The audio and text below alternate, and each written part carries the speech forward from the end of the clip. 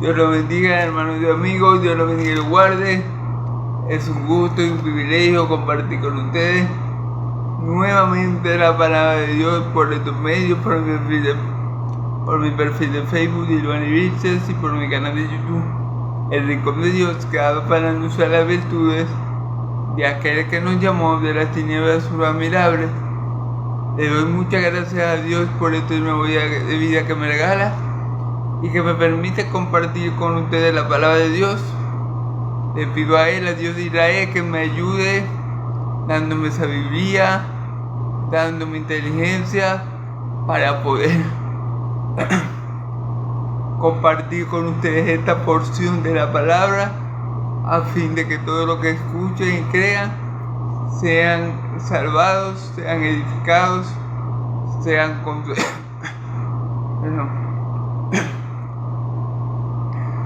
consolados y reciban bendición de parte del Dios de Israel. Se lo pido todo al Dios de Israel en el nombre poderoso de Jesús. Amén y amén. Gloria a Dios. Entonces vamos a empezar como siempre, hermanos, haciendo un pequeño resumen de lo que vimos ayer. Ayer vimos el llamamiento de Leví. Mentira, disculpe, hermano. Vimos como Jesús recogía,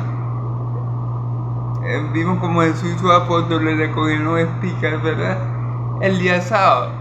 Y como siempre, los fariseos estaban atrás de Jesús para ver qué hacía él, para poder acusarlo. Entonces los fariseos le dijeron a mi Señor Jesús que por qué sus discípulos hacían eso si no se podía recoger espigas el sábado, porque estaba y que prohibido por la ley.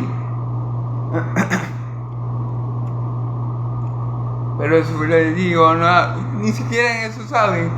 No se acuerdan cuando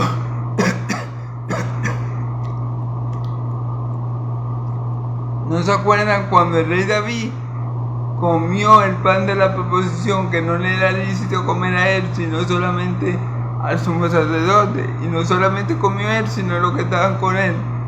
Claro, hermano, porque Dios no va a castigar a nadie porque haga algo bueno. O sea, Dios no va a castigar a mi Señor Jesús ni a sus apóstoles porque le hagan bien a la gente el sábado, hermano. ¿Cuándo se puede amar al prójimo? Hay un día específico para amar al prójimo, para hacerle bien al prójimo. Hay un día específico que Dios no tiene misericordia de nosotros. Claro que no, hermano. Dios siempre tiene misericordia de nosotros y Dios siempre nos manda a nosotros a amar al prójimo. Lo que pasa es como yo les comenté ayer. El problema con los fariseos era que amaban más y los escribas era que amaban más las tradiciones de los hombres que la palabra de Dios. Es un poco como la Iglesia Católica. ¿En qué sentido? Que por ejemplo hay cosas de la Iglesia Católica apostólica y romana que no están de acuerdo conforme a la palabra. Por ejemplo, el celibato. En ninguna parte de la escritura aparece el celibato. Eso es una tradición de ellos, de los romanos, de la Iglesia Católica romana. Pero eso no aparece en la palabra. Pero ¿qué pasa? Que ellos aman más las tradiciones de hombres que las tradiciones de Dios. Pero ¿qué pasa? Que la palabra de Dios, que la escritura. Pero ¿qué pasa? Que ellos enseñan tradiciones de hombre como doctrina de Dios. Ese es el punto, hermano.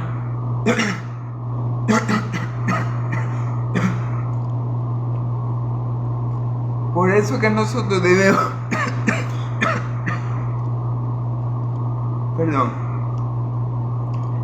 Por eso que nosotros debemos dejarnos guiar por la palabra. ¿Por qué? Porque toda escritura es inspirada por Dios. Toda la escritura es inspirada por Dios.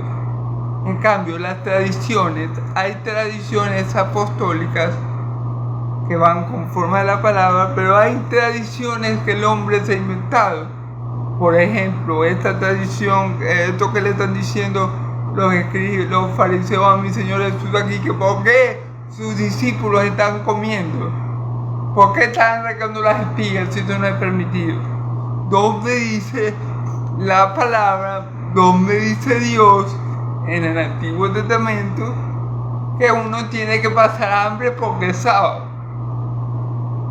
Eso no lo dice en ningún lado, que dice que no se puede trabajar el sábado.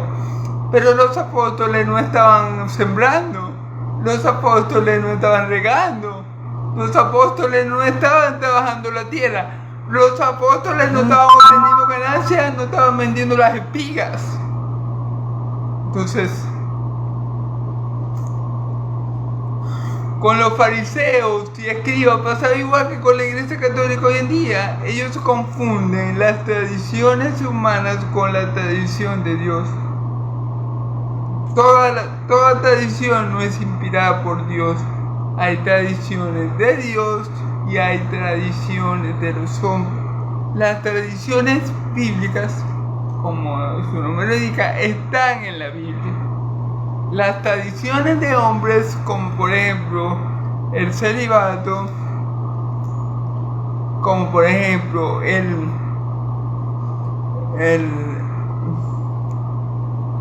se me fue la palabra, hermano. Bueno, ahora el purgatorio, se me olvidó la palabra. El purgatorio, esas son tradiciones humanas. Eso las estableció el hombre y las hace pasar por doctrina de Dios, por tradición de Dios, pero no son. Ese es el punto. Entonces, esto es lo que pasaba con los fariseos. Los fariseos se enojaban no porque Jesús rompía o violaba los mandamientos establecidos por Dios, porque Jesús nunca violó un mandamiento establecido por su Padre que está en los cielos, sino ellos se molestaban porque Jesús se la pasaba violando, pero la tradición humana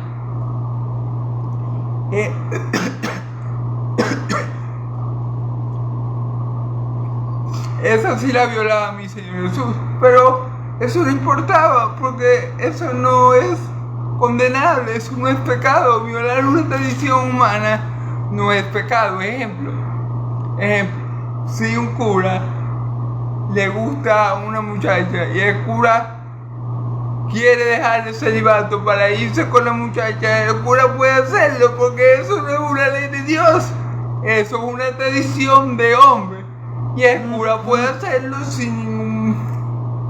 Dios no lo va a matar porque se salió de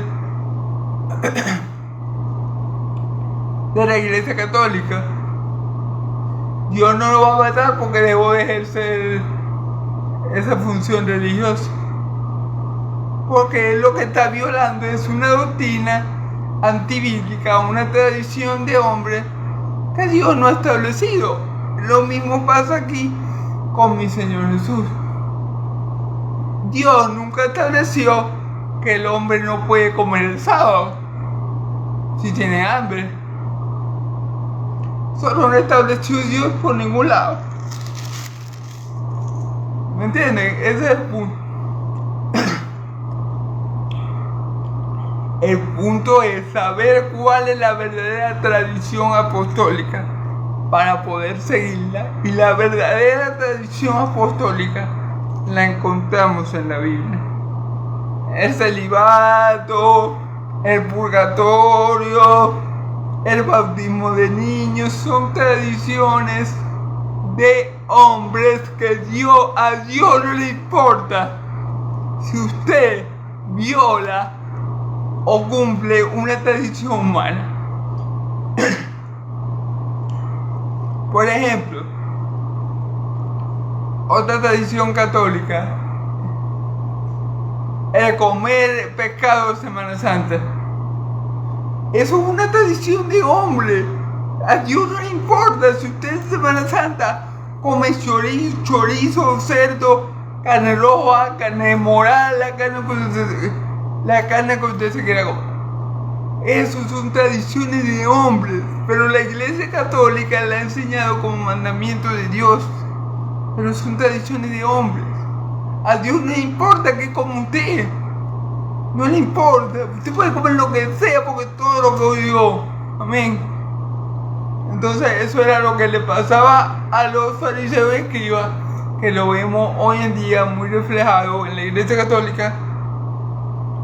Amén, en la Iglesia Católica Romana.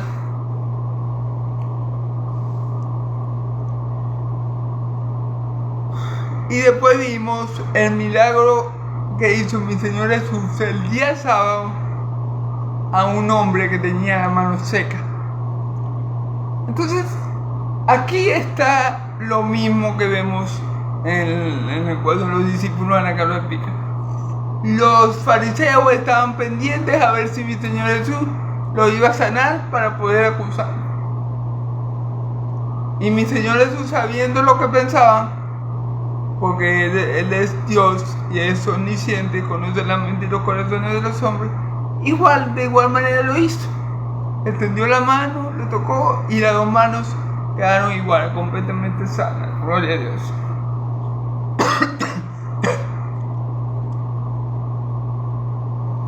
Entonces Jesús le hizo una pregunta. ¿Qué se puede hacer el sábado? ¿Dar vida o quitarla? ¿Sanar o herir? ¿O lastimar? ¿O matar? Por supuesto, hermano, en el sábado se puede hacer todo lo bueno, hermano. Tener misericordia de un hombre que tenía quizá cuánto tiempo con esa discapacidad es algo bueno, es una obra de Dios. La misericordia de Dios, y Dios tiene misericordia de que tenga misericordia y se compadece de que se quiera compadecer. Dios no le iba a mandar un rayo a mi Señor Jesús porque sanó a ese hombre el sábado. No hay día, hermano, que tú no puedas cumplir con uno de los más grandes mandamientos, o con el mandamiento más grande, que es el amor a Dios y al prójimo. No hay día que tú no debas cumplir con ese mandamiento. Pero estos hijos del diablo, es decir, los fariseos y los escribas, como era sábado, iban a dejar al pobre hombre que siguiera penando con esa enfermedad, con esa discapacidad, porque no tenían misericordia. Porque no tenían misericordia.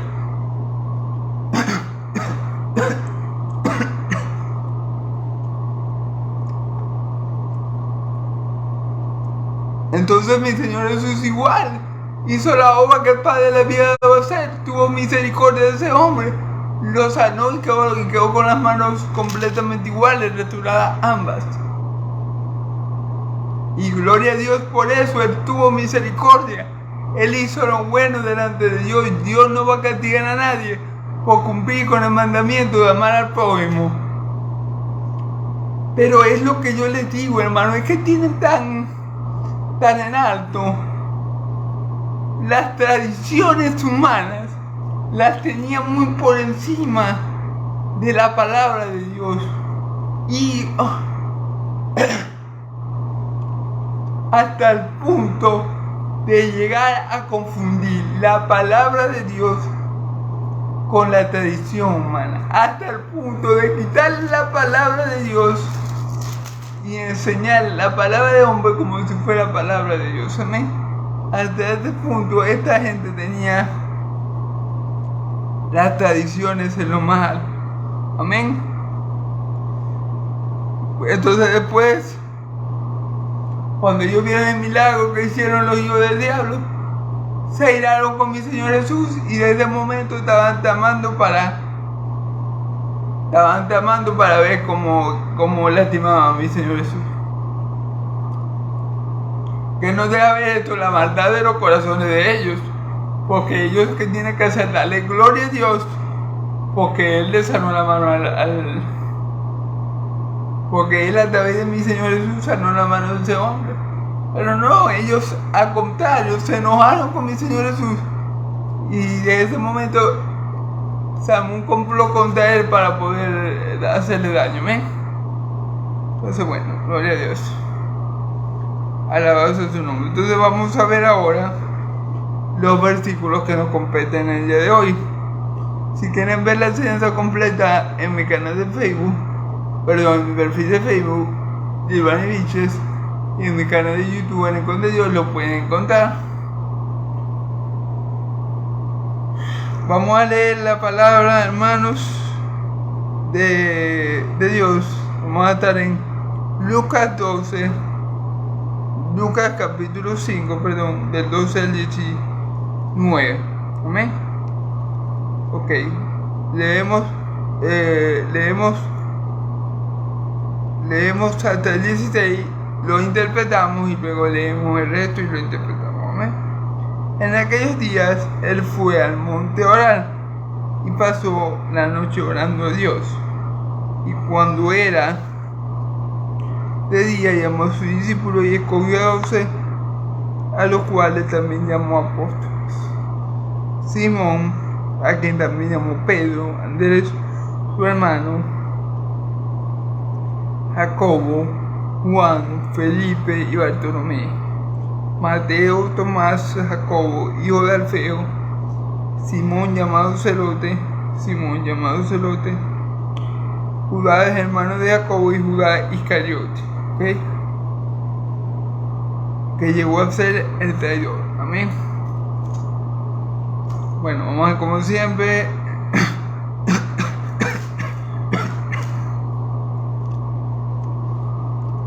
en el nombre del Padre, del Hijo y del Espíritu Santo, interpretando el texto para la gloria de Dios Padre en Cristo Jesús. Amén.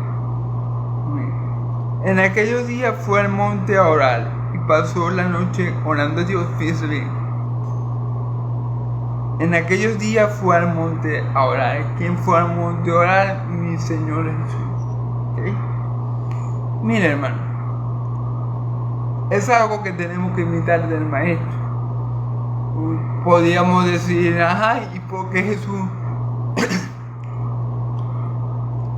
oraba? Si Él es Dios. Claro, Jesús verdaderamente el 100% hombre y 100% Dios. En Él habita corporalmente toda la plenitud de la deidad. Dios no le da el Espíritu al Hijo a medias, sino todo se lo ha dado completo. Es decir, por eso que mi Señor Jesús tiene todos los ministerios y posee obviamente todos los dones, porque el Espíritu Santo, Dios se derramó pleno en Él, por así decirlo, ¿ok? Pero a pesar de eso, que eso es toda la verdad, es verdad, gloria a Dios por esa verdad, la suma de su palabra, Dios es verdad. Vemos a mi Señor Jesús orando frecuentemente y vemos que Él se aparta, como dice aquí, en aquellos días fue al monte a orar y pasó la noche orando a Dios. Se aparta de sus apóstoles, va a un lugar que esté solo Él, en solitario, y ora a Dios. Ahora la pregunta es, ¿por qué mi Señor Jesús, siendo Dios, tiene la necesidad de orar? Bueno, ¿por qué? Porque estando en esta carne, estando en este cuerpo, mi Señor Jesús está en debilidad. Es decir, mi Señor Jesús se vio expuesto a todo lo que nos hemos expuesto tú y yo, pero sin pecado. ¿Y por qué Él se mantuvo firme y no pecó? Bueno, primero porque era Dios y Dios no puede pecar. Pero segundo, por su vida de oración. Él, a pesar de que era Dios, Él sabía que como vino en esta carne, Él iba a tener las debilidades que esta carne tiene. Por ende, Él siempre trató de sujetar su carne al Espíritu Santo que moraba en Él. ¿Y cómo lo hacía Él? Por medio de la oración, por medio de la comunión con el Padre. Recordemos que Jesús dejó su trono de gloria, dejó su igualdad con el Padre para tomar forma de hombre como siervo. Recordemos que mi Señor Jesús no sabía qué significaba obedecer. ¿Cómo que no sabía qué significaba obedecer? Claro, Él no lo sabía, Él lo aprendió. La palabra dice que Jesús aprendió obediencia y fue perfeccionado. Entonces, aunque no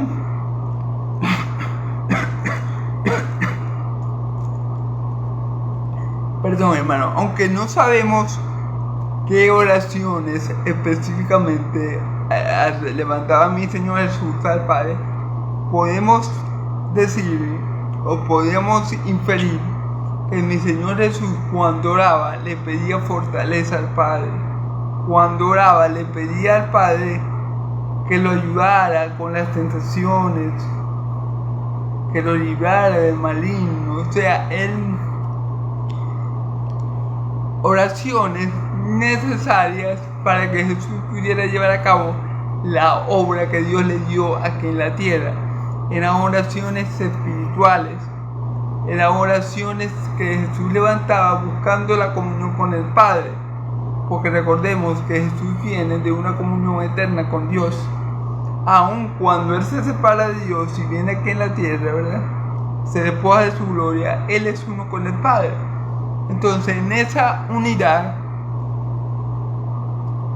en esa comunión perfecta y armónica que el Padre tiene con el Hijo le pide al Padre que lo fortalezca físicamente, espiritualmente, para cumplir con el misterio que el Padre le ha dado en la tierra, para cumplir con el propósito que el Padre le ha enviado, para lo cual el Padre lo ha enviado. Entonces, aunque no podemos decir, no, Jesús pedía por esto o por aquello, sabemos que Jesús, cuando pedía, siempre lo hacía conforme a la voluntad del Padre, conforme al propósito del Padre.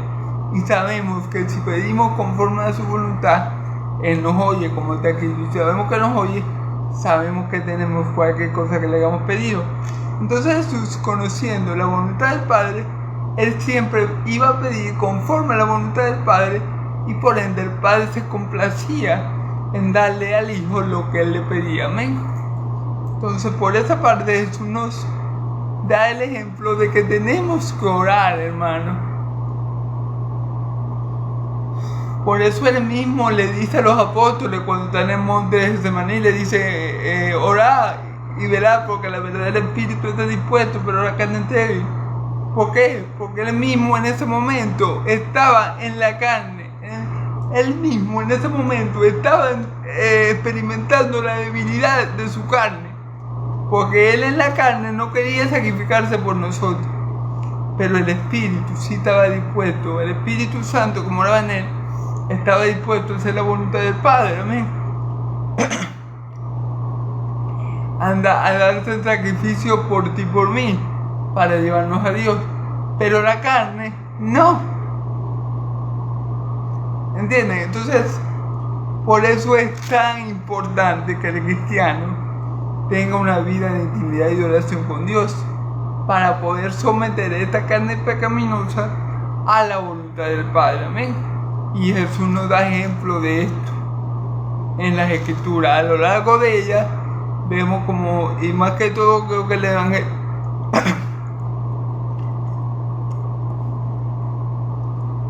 más que todo en este Evangelio se ve esto, que Jesús se aparta en varias ocasiones y va a orar a montes, a desiertos y a lugares apartados. Amén. Gloria a Dios. Entonces, bueno, ya sabemos que Jesús posiblemente pedía fortaleza espiritual y física, posiblemente pedía al Padre, Padre, ayúdame a hacer tu voluntad, ayúdame a acabar con la obra que tú me has dado aquí en la tierra, Padre, ayúdame librándome del enemigo de mi alma, Padre, ayúdame, Señor. Posiblemente Jesús, cuando se apartaba a tener comunión íntima con el Padre, le pedía fortaleza para acabar la obra que Él le había dado a hacer, que no era nada sencilla de decirle. Entonces, bueno, gloria a Dios. Y cuando era de día, porque oró toda la noche, amén, oró toda la noche. Y cuando era de día, llamó a sus discípulos y recogió a 12 de ellos, a los cuales también llamó apóstoles. Ok. Vamos a ver. Y cuando era de día, llamó a sus discípulos y escogió a 12 de ellos. Ok. A los cuales también llamó apóstoles. Fíjense que Jesús escoge a 12 de sus discípulos. Pero ¿cómo los escogió Jesús? Ok. La elección de Dios no es por obras.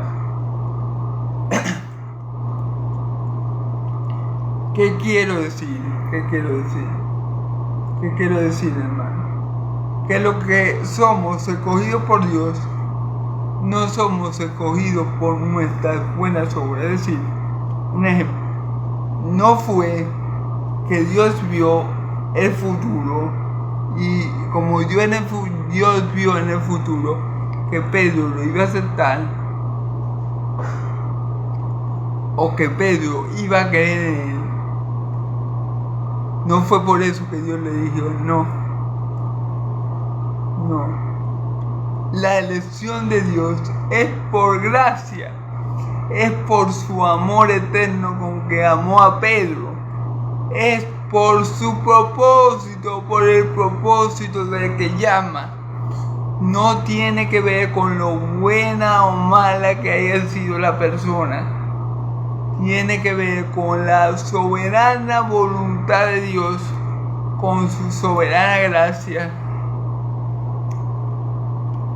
por el puro efecto de su voluntad.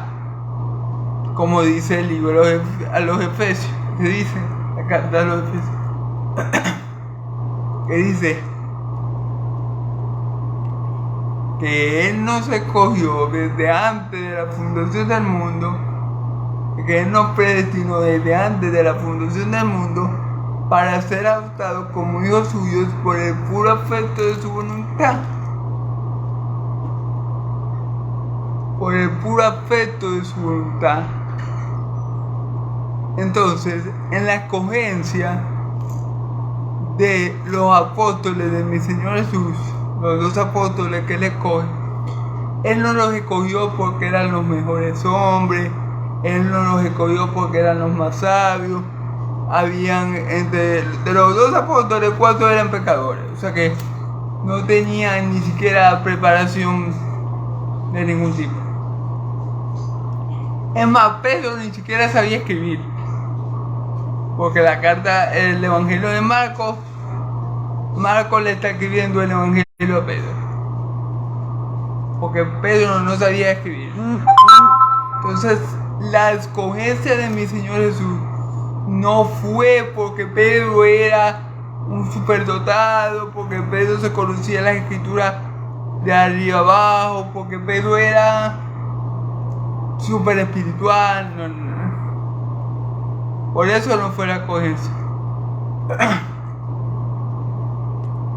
La escogencia de mi Señor Jesús tampoco fue guiada porque Pedro fuera un hombre muy santo o porque Pedro fuera mejor que los demás hombres. Y si vemos los evangelios, sabemos que Pedro fue uno de los apóstoles que más errores tuvo porque era muy impulsivo. Su personalidad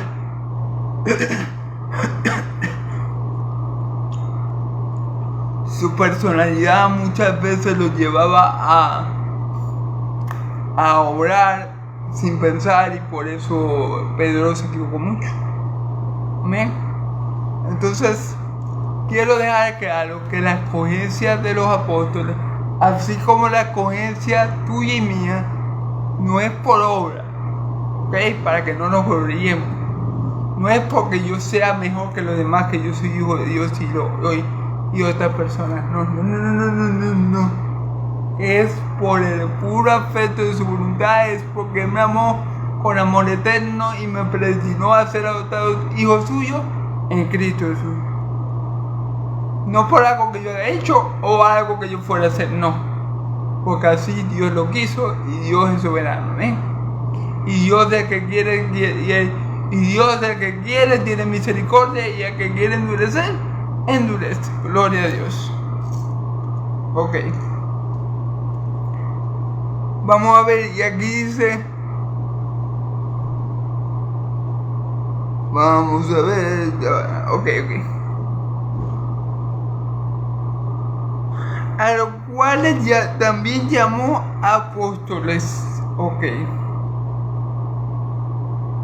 A los cuales también llamó apóstoles. Miren, hermano, la palabra apóstol no es una palabra súper espiritual.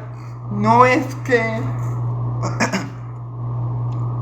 él llamó a Pedro, a Juan, a Mateo porque eran súper espirituales y tenían una súper relación con Dios. No.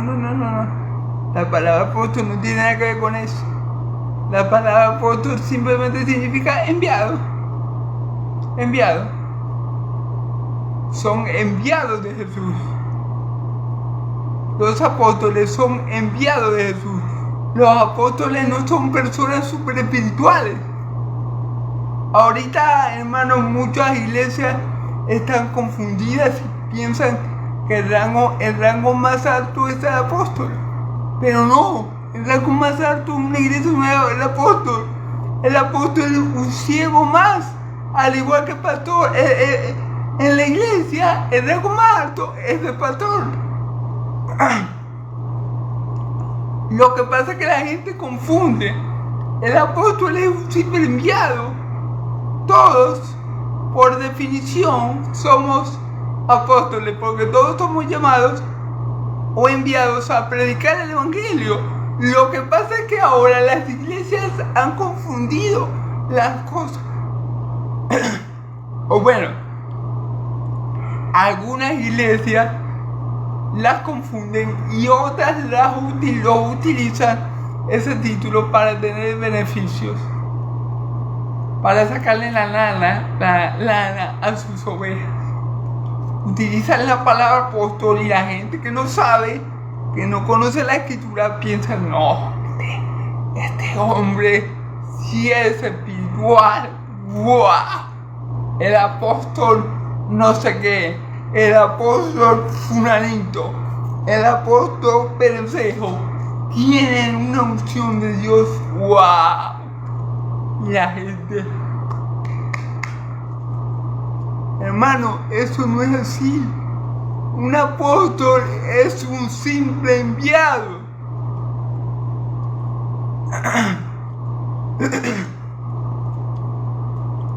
En Roma se utilizaban los apóstoles. ¿Y sabes quién eran los apóstoles? ¿Para qué función cumplían los apóstoles en el ejército romano? Los apóstoles eran enviados en medio de la guerra a llevar cartas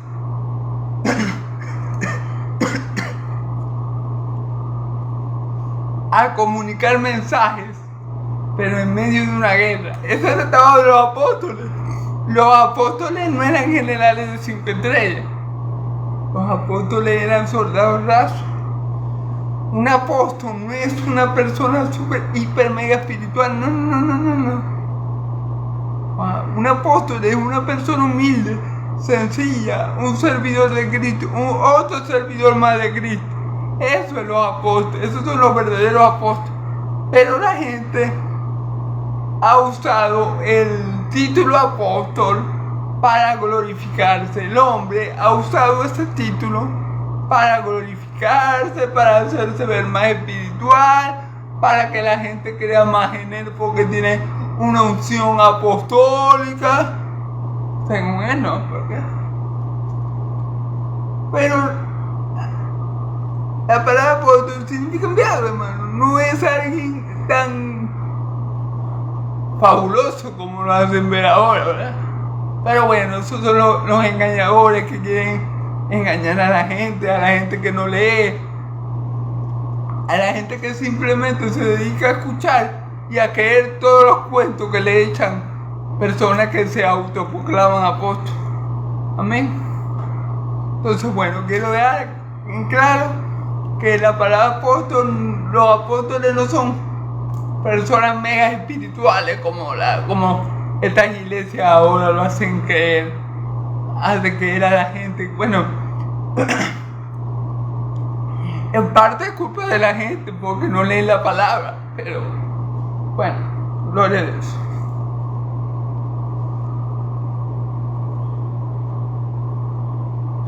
Ok.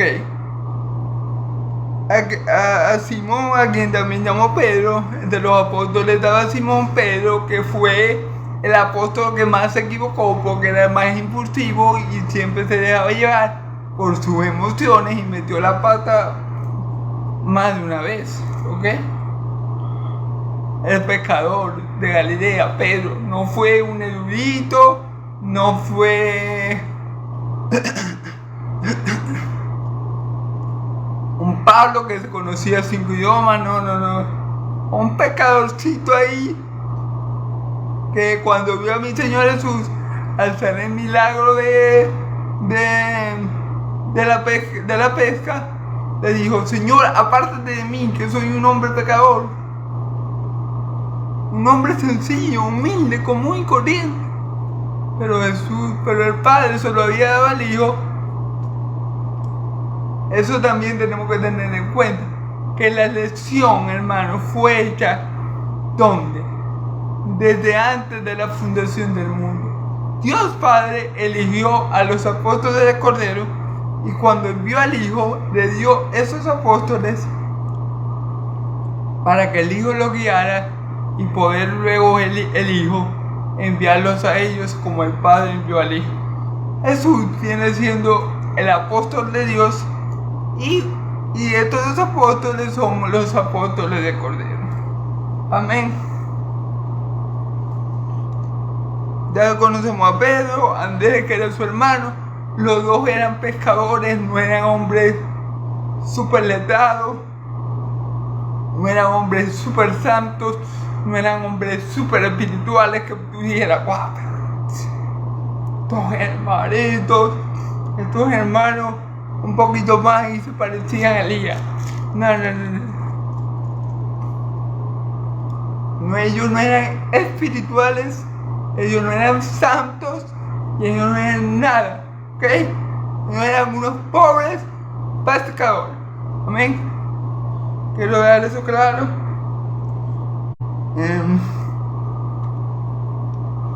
Su hermano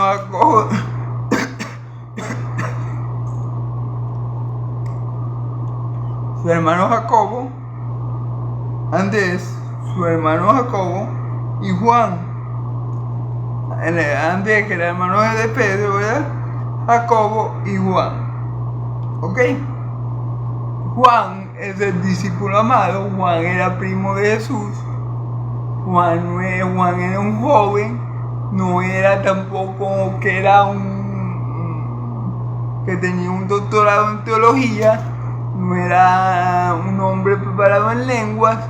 Era un pobre pescador que también era pecador y necesitaba igual la salvación de Cristo, al igual que tú y yo, al igual que Pedro.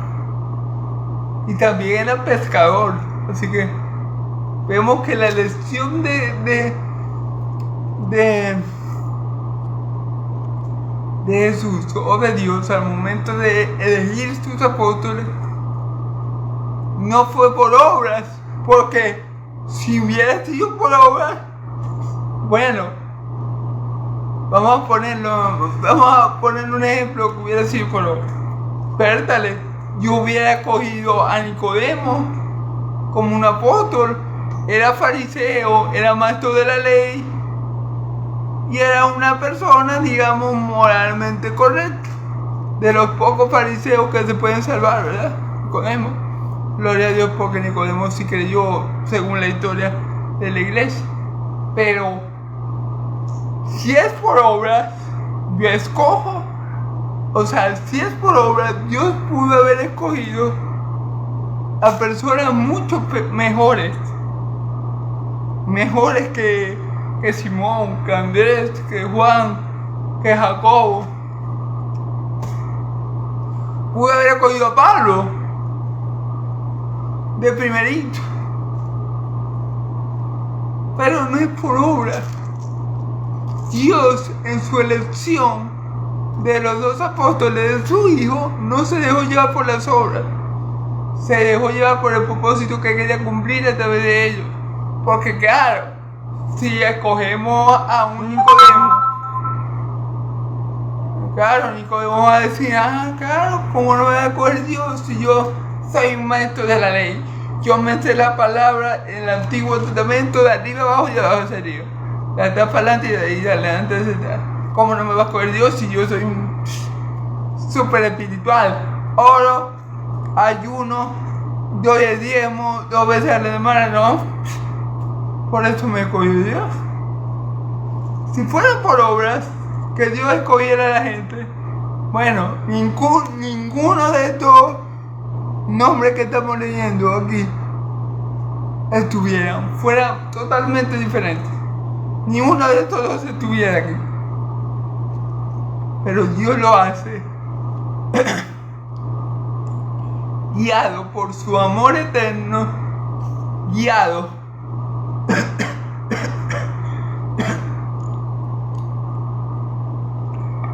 por su gracia y por el puro afecto de su voluntad. Nada que tenga que ver con obras, ¿ok? Amén. Mateo, ¿quién es Mateo? Leví, que acabamos de ver que lo llamó ayer sí, antier, vimos cómo llamó a Leví. ¿Leví quién era? Un recaudador de impuestos, lo peorcito de Israel. O sea, Dios escogió a Leví precisamente por eso, porque era lo peorcito de Israel. ¿Para qué? Para que Leví no se pudiera jactar y decir, no, Dios me escogió porque yo era el mejor de los mejores. No. Leví nunca se va a poder jactar delante de Dios. Pedro tampoco, Juan tampoco, Jacobo tampoco, porque ellos no eran nadie. Ellos eran los viles y menospreciados. Y a eso escogió Dios. ¿Para qué? Para que nadie esté alto en su presencia, y toda la gloria y la excelencia sea para Dios. Amén.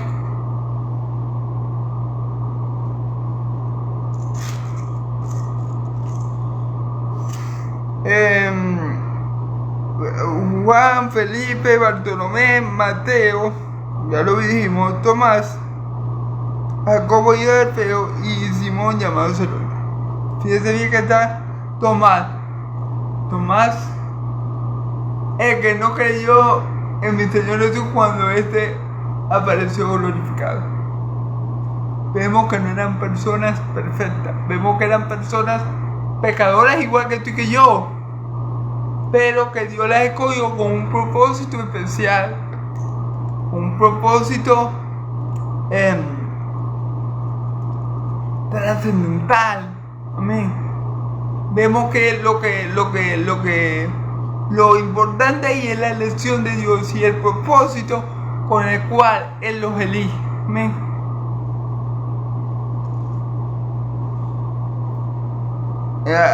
Jacobo, hijo de Alfeo, y Simón llamado Celote.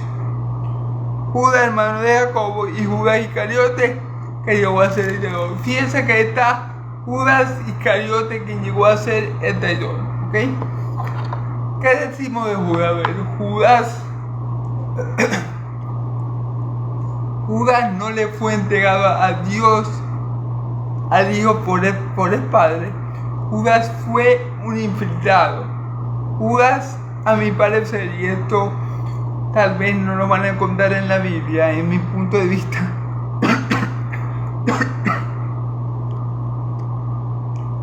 con respecto a Judas, si quieren lo creen, si quieren no lo creen, no pasa nada, crean en la palabra. Pero con respecto a Judas, yo siempre digo que Judas no fue elegido por el Padre, no fue dado por el Padre al Hijo, y por eso se perdió.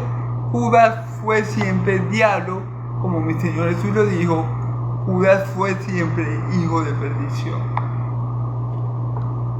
Tal vez, y es mi opinión, como lo estoy diciendo, Judas Iscariote no buscó a mi Señor Jesús porque tenía una verdadera fe en Él, sino que lo buscó viendo a Jesús como un medio para obtener riquezas o para obtener un buen puesto, porque él veía en mi Señor Jesús a alguien que atraía a las masas, a alguien que tenía dominio sobre las masas, y eso a lo mejor lo atrajo a él y dijo, no, quién sabe si Jesús puede ser rey de Israel, y yo estoy enchuflado ahí. y algo me va a tirar, o sea, aunque sea que me ponga de ministro. Pensaría Judas, no pensaría Judas, bueno, si yo estoy cerca de Jesús, puedo conseguir algo. Porque Judas nunca entendió a mi Señor Jesús. Porque Judas no era de él. Es por eso que cuando Judas ve que Jesús no quiere ser rey, que Jesús no planea derrocar al imperio romano, él se abre y dice, no, yo voy a ver qué hago, porque a Jesús lo van a venir matando y yo me voy a quedar sin nada. Yo voy a ir y lo voy a entregar para que me quede algo. Porque Judas nunca fue de Cristo, en verdad nunca fue de Cristo. Mi Señor Jesús nunca da una buena opinión de Judas Iscariote, y por eso podemos decir que Judas nunca fue una oveja del Señor. Amén. Bueno, como vemos en esta parte, lo que habíamos leído, la elección de los 12 fue por pura gracia, por el puro afecto de la voluntad de Dios. Aquí no imperó, Jesús no escogió lo mejor de lo mejor. Si Jesús hubiera querido coger lo mejor de lo mejor,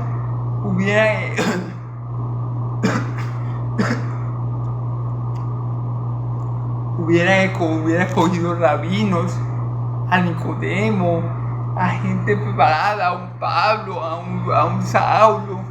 Hubiera escogido a gente capacitada. Pero que la elección de Dios no es por obra, es por gracia. Y si fuera por obra, ya no sería por gracia. Porque la gracia, la obra y la gracia son excluyentes. Si es por obra, ya la gracia queda por fuera. Y si es por gracia, ya las obras quedan por fuera. Amén. Entonces, muy importante tener claro que tú y yo estemos hoy en Cristo, al igual que los apóstoles que esos hombres fueran los apóstoles de Cordero, es por el puro afecto y la voluntad y la gracia de mi Señor Jesús. Es por eso y nada más. No es porque somos mejor que nadie, no es porque somos más que nadie, no es porque somos super, hiper, mega espirituales, no es porque tenemos un corazón mejor que los demás. No, es por la pura gracia de Dios que hoy tú y yo habemos sido elegidos por Él y estamos hoy en Cristo Jesús. Amén. Y así también ocurrió con la elección de sus 12 discípulos. Alabados a Dios. Amén. Bueno, vamos a leer los últimos 3 versículos y a interpretarlos. Y descendió con ellos y se detuvo en un lugar llano en compañía de sus discípulos y de una gran multitud, gente de toda Judea, de Jerusalén y de la costa de Tiro y de Sidón, que habían venido para oírle y para ver y para ser sanados de muchas enfermedades. ¿Okay? Después de la elección de los 12, ¿verdad?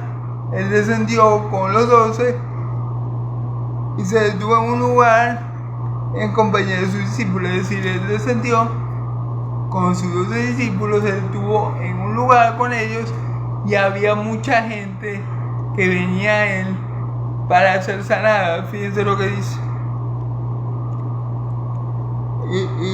Y de una gran multitud de gente de toda Judea que había venido para oírle y para ser sanado de sus enfermedades. O sea, él descendió con los 12 apóstoles que había escogido y se quedó en un lugar con ellos, y ahí empezaron a llegar la gente para oírle y ser sanada por él. Amén. Recordemos que ya mi Señor Jesús tenía fama, y a donde estaba mi Señor Jesús, ahí mismo se hacía una multitud. ¿Okay? Y los que habían sido atormentados de espíritus inmundos eran sanados. Fíjense bien. Jesús echaba fuera demonios, los demonios corrían. Cuando mi Señor Jesús le decía, sal de esta persona, los demonios de una vez salían. ¿Por qué? Porque sabemos que Jesús es el hombre más fuerte, que Jesús es el ungido de Dios, el cual vino a liberarnos y a quitarle el poder de Satanás. El poder que Satanás tenía sobre nosotros, Jesucristo se lo arrebató. Jesucristo nos arrebató de las manos de lo más fuerte que es Satanás. Entonces vemos que mi Señor Jesús sigue haciendo lo que dice Isaías 61, lo que iba a ser el ungido de Dios, el Mesías. Iba a liberar a los oprimidos por el diablo. Y cada vez que le tenían un endemoniado, el demonio de lejos ya comenzaba a gritar cuando veía a mi Señor Jesús, porque sabía que Él era el Hijo de Dios, el Santo de Dios. Y comenzaba a gritar y a patalear, porque obviamente sabía que se tenía que salir de ese cuerpo. Y no quería, pero bueno, no importa lo que el demonio quiera. Si Jesús dice, sal, el demonio no puede ni quitar, tiene que salir. Amén. Gloria a Dios.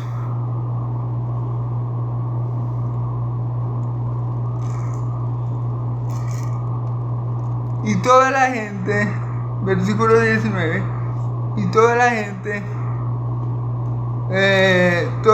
procuraba tocarle, porque poder salía de él y sanaba a todos. Fíjense bien.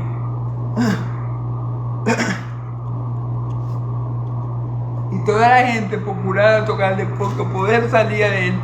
Yo me imagino a la gente desesperada, hermano, para tocar a Jesús, porque sabía que con solo tocarle iban a ser sanos.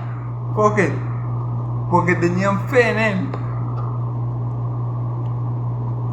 Yo me imagino el desespero de la gente por solamente tocar a mi Señor Jesús para ser sano de diversas enfermedades y de diversos males. Entonces, ese era el poder de mi Señor Jesús, esa era la autoridad que Él tenía, que ya la vimos: autoridad para sanar enfermos, autoridad para echar fuera demonios, autoridad para perdonar pecados, autoridad para mandar a la naturaleza. Y bueno, hermano, vimos que después, aquí estamos viendo en esta porción de la palabra, como mi Señor Jesús, después que escogió a los 12, siguió trabajando con ellos y siguió enseñándole a ellos y siguió en su misión aquí en la tierra, pero ahora en compañía de sus 12 discípulos, los cuales iban a ser los encargados después de la muerte y la resurrección de mi Señor Jesucristo, de llevar el Evangelio a todas las naciones. Amén. Entonces, bueno, gloria a Dios por los 12 apóstoles, gloria a Dios por su ungido que vino a hacer su voluntad. Por eso vemos aquí que Él echa fuera demonios y vemos aquí que Él sana las enfermedades, porque eso eran una de las muchas cosas que iba a hacer el Mesías. Amén. Aparte de la más importante, que era enseñar el Evangelio y enseñar la palabra de Dios para que la gente fuera salva. Amén. Y bueno, la gente se aglomeraba, se hacía una multitud rápidamente donde estaba mi Señor Jesús, porque ya Él tenía buena fama de que echaba fuera demonios, de que sanaba cualquier tipo de enfermedad, y la gente se agolpaba a donde estaba Él y quería tocarle, porque sabían que Él tenía poder, y al tocarlo ellos quedaban sanos. Gloria a Dios. Amén. Alabados a Dios. Entonces, bueno, gloria a Dios por esta porción de la palabra. Gloria a Dios, hermano, por la elección de sus apóstoles. Y gloria a Dios porque mi Señor Jesús continúa su ministerio luego de la elección de sus 12 discípulos, pero ya con ellos como sus apóstoles, ya con ellos siendo guiados, enseñados por Él en todas las cosas, para que ellos aprendieran del mejor, del Maestro. Gloria a Dios. Entonces, bueno, hermano, Dios me lo bendiga y lo guarde. Dios haga resplandecer su rostro sobre ustedes. Dios haga su rostro sobre ustedes y le dé paz. Y bueno, podemos aprender, hermanos, que la elección no es por obra, sino por gracia, que no es porque seamos mejor que los demás, que Dios nos elige, sino por el puro afecto de su voluntad, para que su nombre sea glorificado a través del propósito con el cual nos ha llamado en Cristo Jesús. Amén, amén. Entonces, bueno, que la paz del Dios de Israel y la gracia de mi Señor Jesús sea sobre todo el pueblo santo de Dios. Amén y amén. Dios los bendiga, hermano, y los guarde, que tengan feliz martes. En el nombre poderoso de Jesús. Amén.